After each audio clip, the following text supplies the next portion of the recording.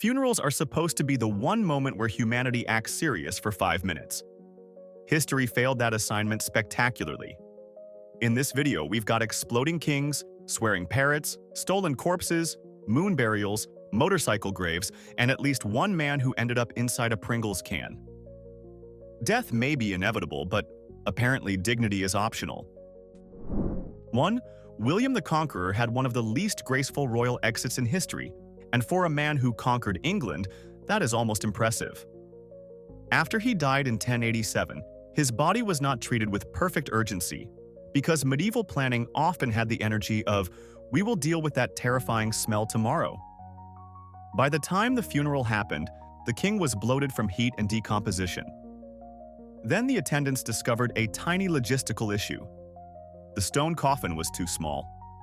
A normal person might say, "Let us not force the dead monarch into a medieval suitcase." But no, they shoved. According to the chronicler Orderic Vitalis, William's body burst, and the smell blasted through the church so badly that the priests practically needed combat training. Imagine reshaping European history and your final public performance is clearing a church without saying a word. 2. Andrew Jackson was so loud in life that apparently even his funeral needed a noise complaint. The story goes that his pet parrot, Paul, had spent enough time in the Jackson household to develop a vocabulary less suited for Sunday church and more suited for a dockworker losing money at cards.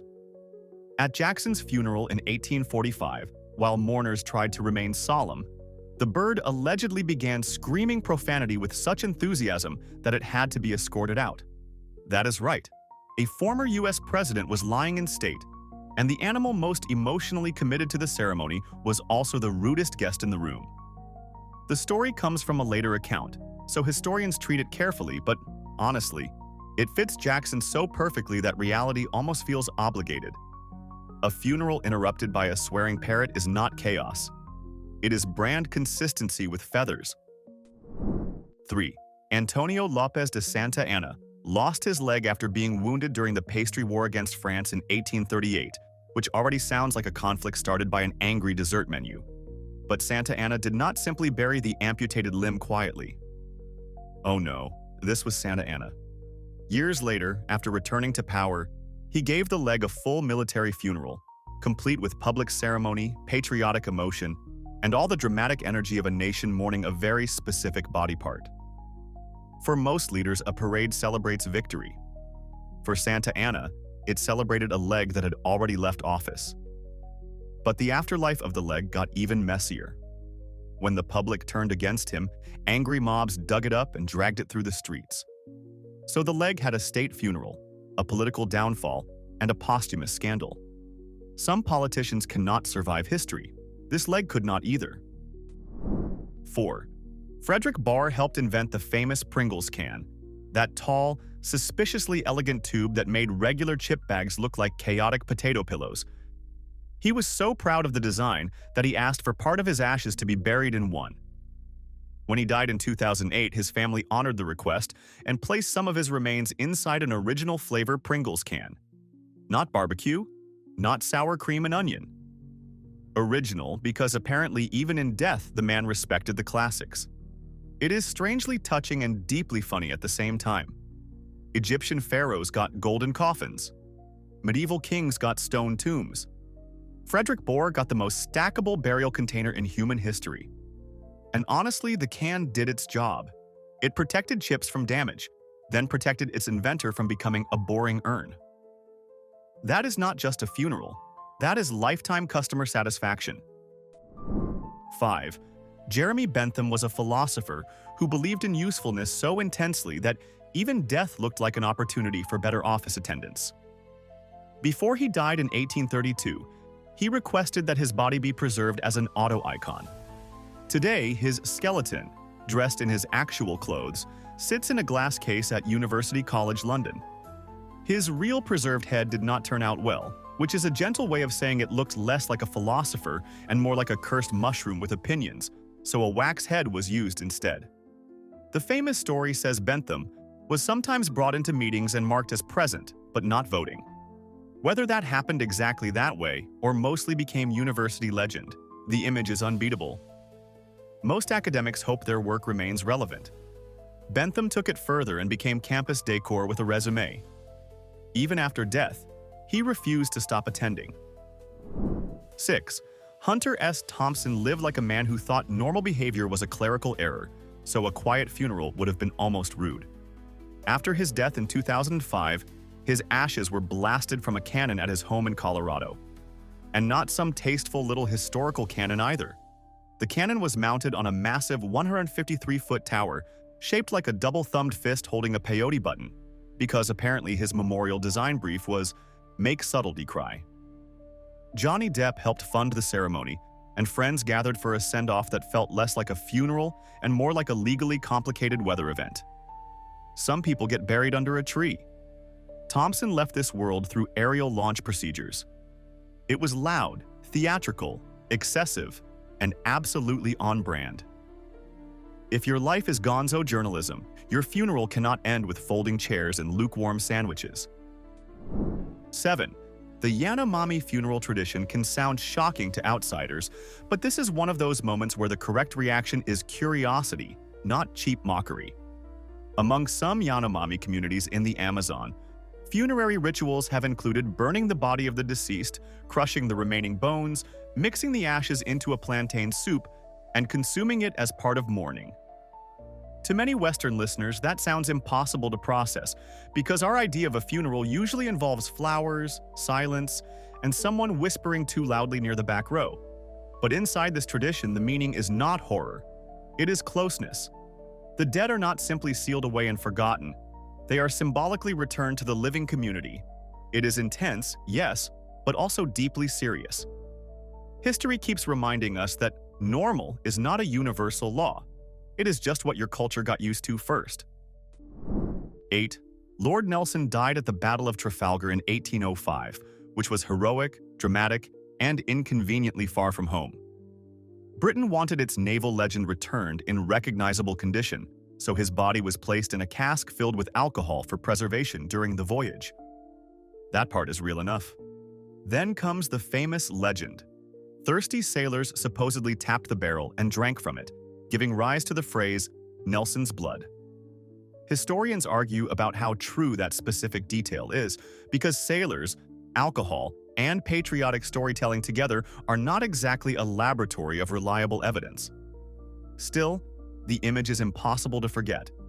Britain's greatest naval hero sailing home, preserved in spirits while the crew allegedly developed the worst possible drinking habit. It is solemn, disgusting, and weirdly nautical. If this was a retirement plan, the employee benefits were terrifying. 9. Lord Timothy Dexter was an American merchant so eccentric that even his own funeral had to become a customer satisfaction survey. In the early 19th century, Dexter reportedly staged a fake funeral to see how people would mourn him. He hid nearby and watched the performance like a dead man reviewing opening night. Who cried? Who looked bored? Who was just there for the food? The whole thing sounds like a rich man inventing social media drama before electricity. The story takes a nasty turn because he was said to have attacked his wife afterward for not appearing sad enough, which is not funny and tells us plenty about his character. But the staged funeral itself is absurdly revealing. Dexter was so obsessed with his own importance that he wanted a preview of his legacy. Most people wonder how they will be remembered. Dexter demanded a live demonstration. 10. King Tutankhamun's burial was meant to preserve him for eternity, but eternity got off to a chemically awkward start. Modern research has suggested that his mummification may have been rushed or mishandled after his early death. The oils and resins used in the embalming process may have reacted inside the sealed coffin, creating heat and charring parts of the mummy. In normal language, the boy king may have accidentally caught fire inside his own luxury burial package. Ancient Egypt built one of the most elaborate death industries in history, complete with gold, spells, sacred objects, and enough afterlife preparation to make modern insurance look lazy. And yet, basic chemistry may have walked in wearing sandals and said, "Nice tomb, shame about the ventilation." Tut got a golden mask, priceless treasures, and possibly the worst customer experience in embalming history. 11.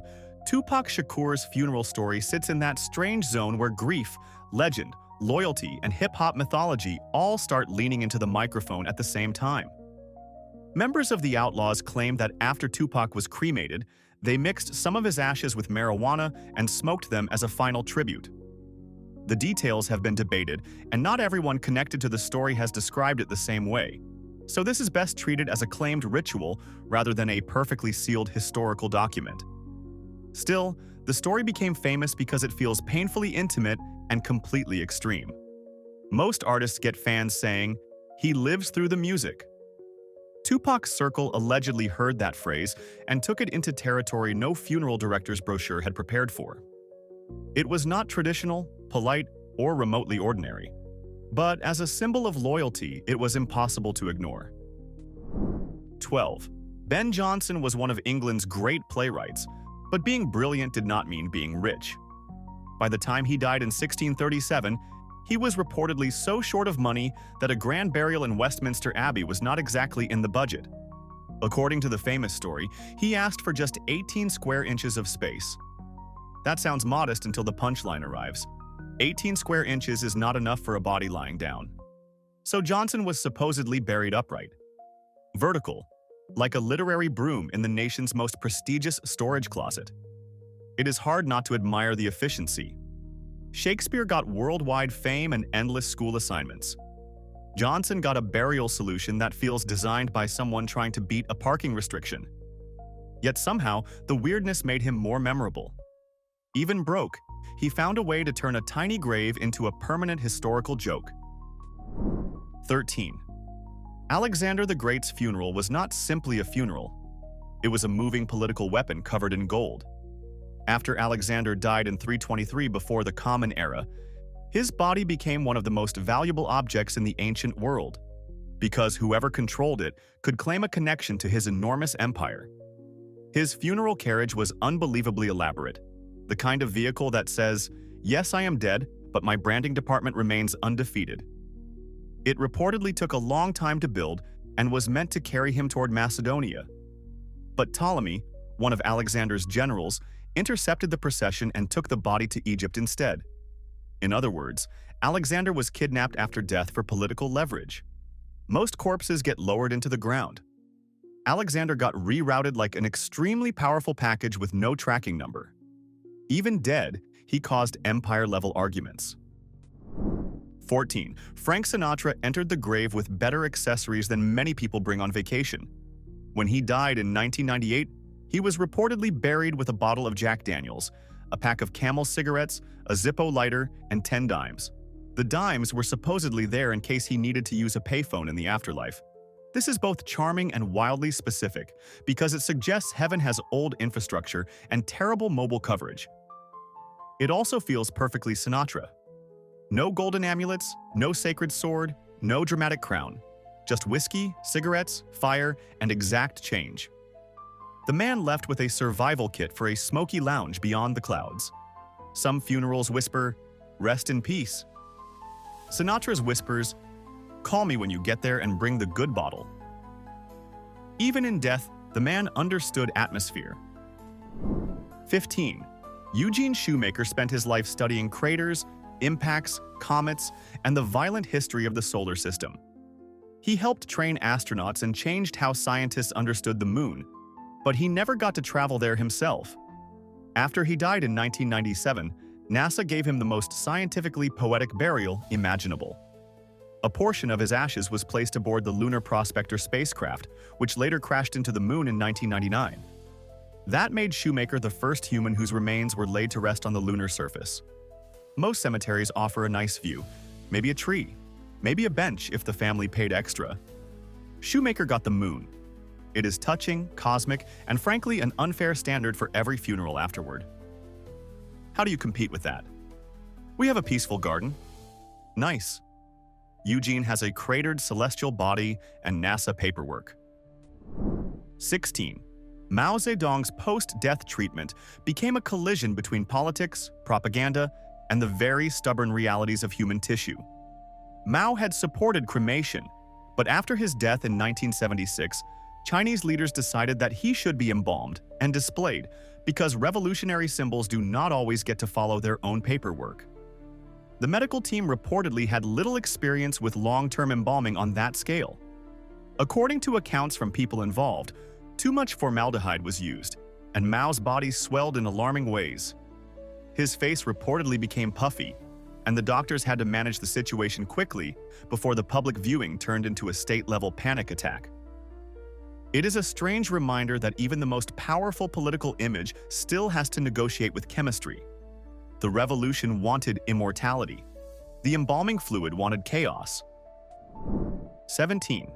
Ed Hedrick helped develop the modern frisbee and was central to the growth of disc golf, so his final tribute had to involve flight. After he died in 2002, some of his ashes were molded into a limited run of memorial flying discs. That means Hedrick did not simply leave behind an invention. He physically became part of it, which is either beautiful, bizarre, or the most extreme product integration ever attempted.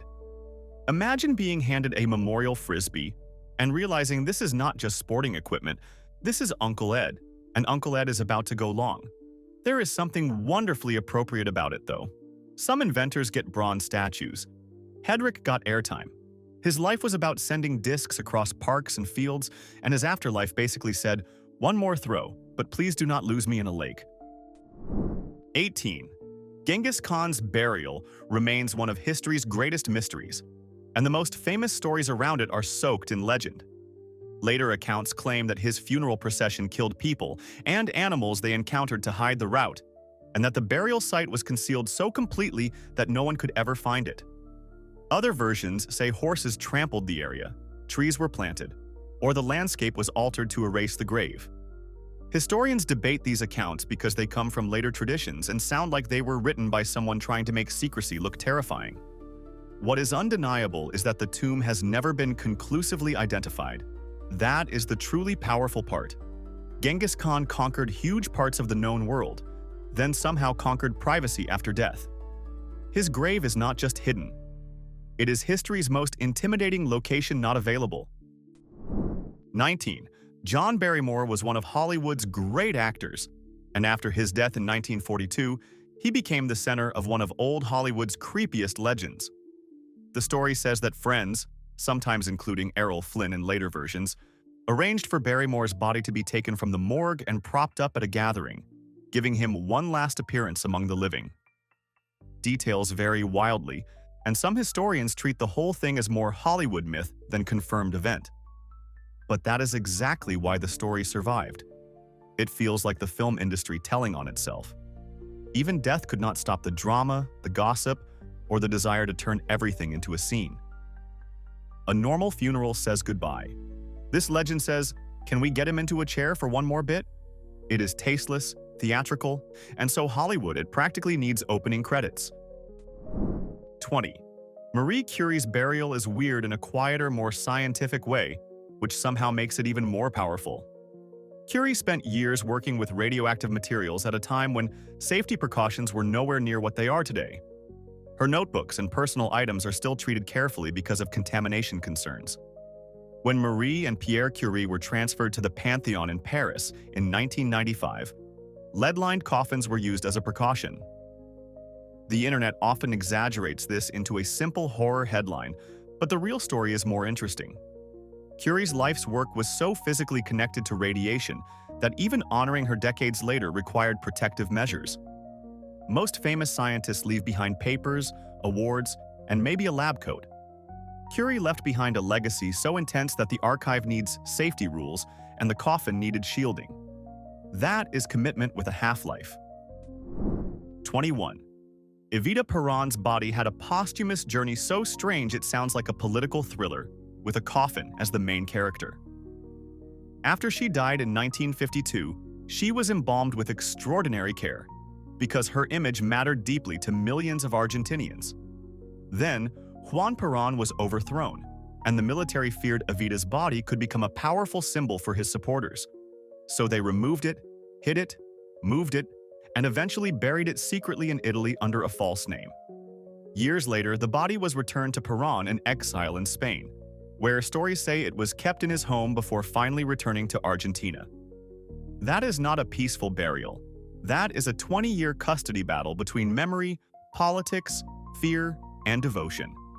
Evita was so influential that even after death, governments treated her body like it might start a rally. 22. Harry Houdini spent his career escaping from chains, boxes, locked containers, and situations that would make a normal person ask for a lawyer and a towel. So, of course, his burial story carries a strange final irony.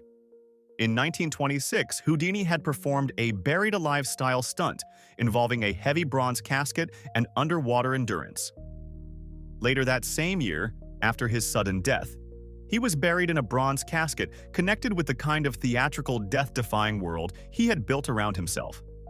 For the greatest escape artist in history, the last container finally held.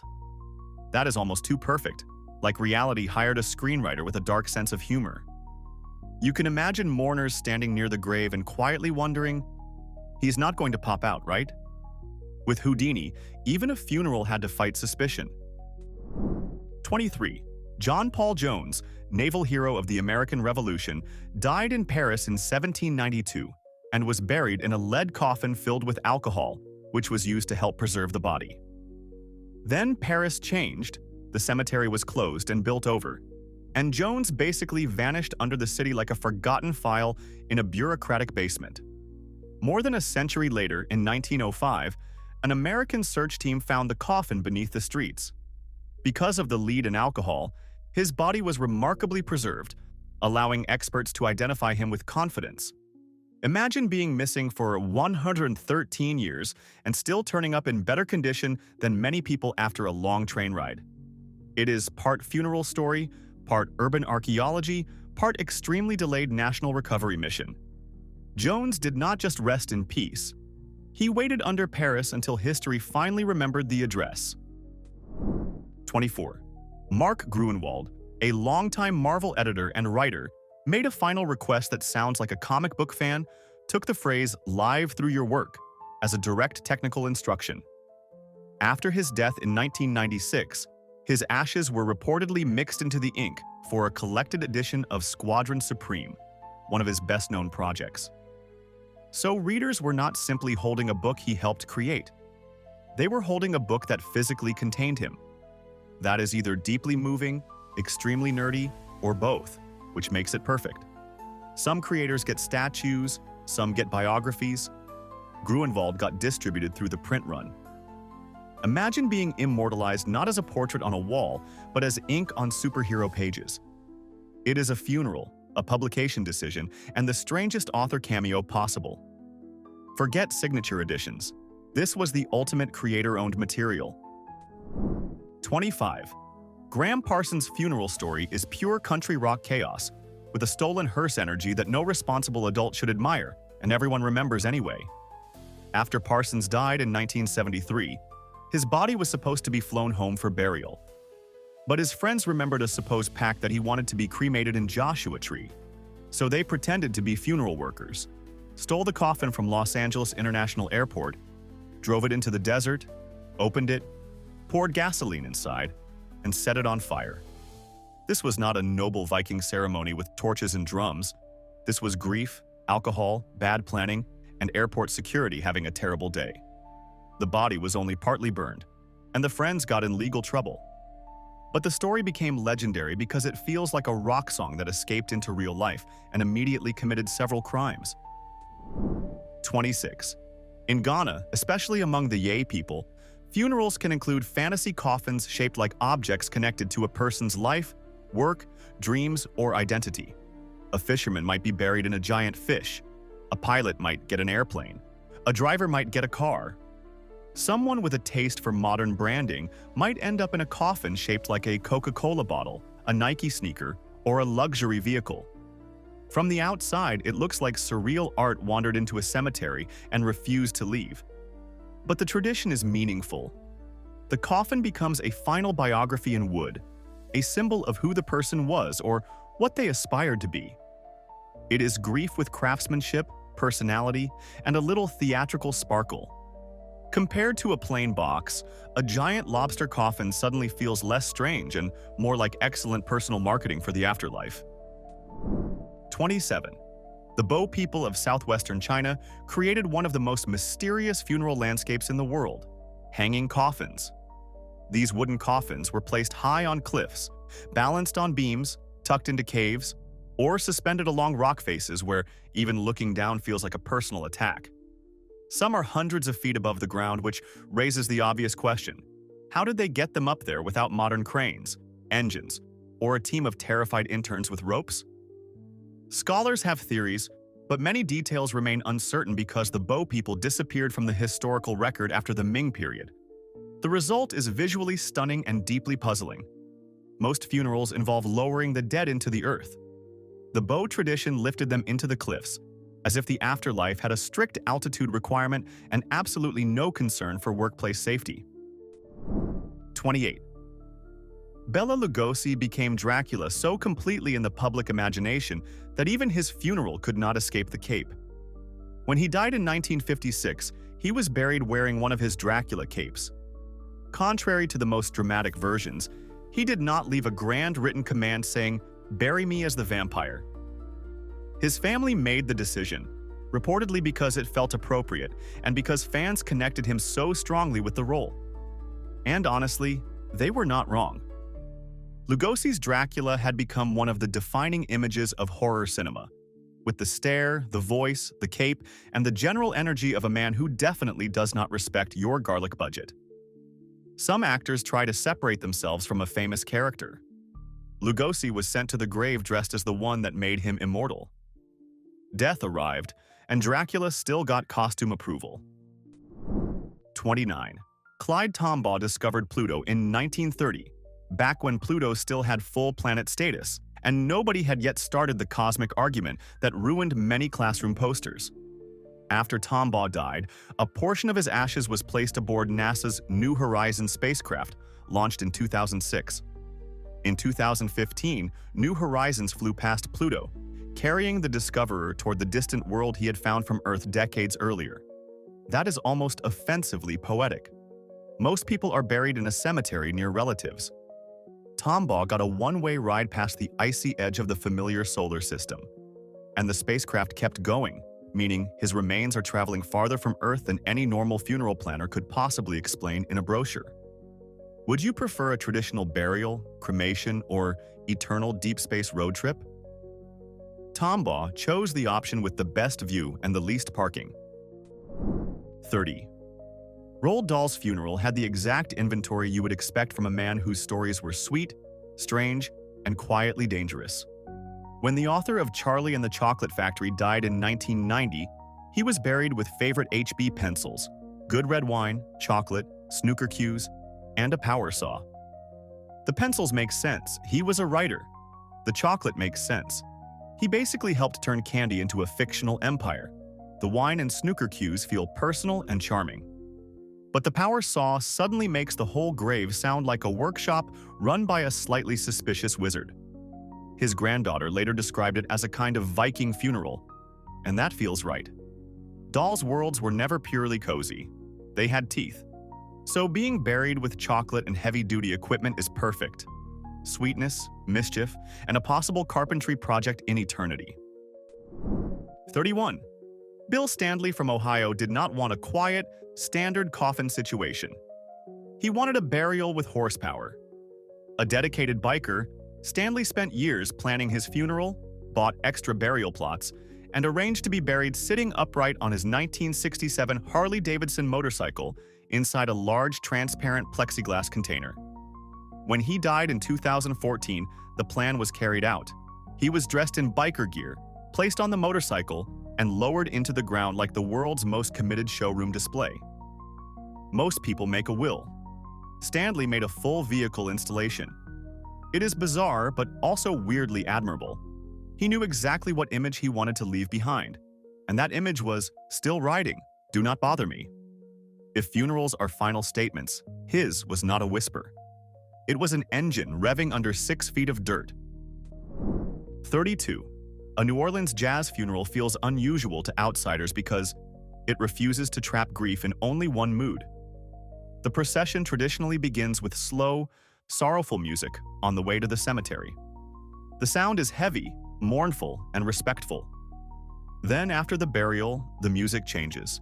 The band shifts into brighter rhythms, the second line forms, and the street becomes movement, dancing, handkerchiefs, umbrellas, and release. It can look shocking if your idea of a funeral is silence, black clothing, and sandwiches nobody actually wants. But the meaning is powerful. The sadness is not erased. It is carried, honored, and then answered with life. New Orleans looked at grief and said, "Yes, we mourn, but we are not letting death have the only song." That is not disrespect. That is emotional architecture with brass instruments and better timing than most therapists. 33. Jim Henson created the Muppets, so his funeral could not be a gloomy room full of black suits pretending that color had been outlawed. Before his death in 1990, Henson made it clear that he did not want a dark, miserable service. He wanted brightness, music, and joy. At his memorial, people wore colorful clothing, a Dixieland jazz band played, and the performers who had brought his characters to life honored him in the only way that made sense. Big Bird sang "Be in Green," and if that image does not emotionally ambush you, please check whether your heart has been replaced by office furniture. It was strange, tender, and devastatingly beautiful. Henson understood that puppets could say things adults were too embarrassed to say directly. So his memorial did not avoid sadness. It gave sadness feathers, music, and color. So now I want to fight in the comments. Which funeral was the most insane, and which one did we stupidly leave out? If your favorite bizarre burial is missing, defend it like a lawyer with no shame. And if this video made history feel less like a textbook and more like a crime scene with bagpipes, hit like, subscribe, and come back for more beautifully unhinged history.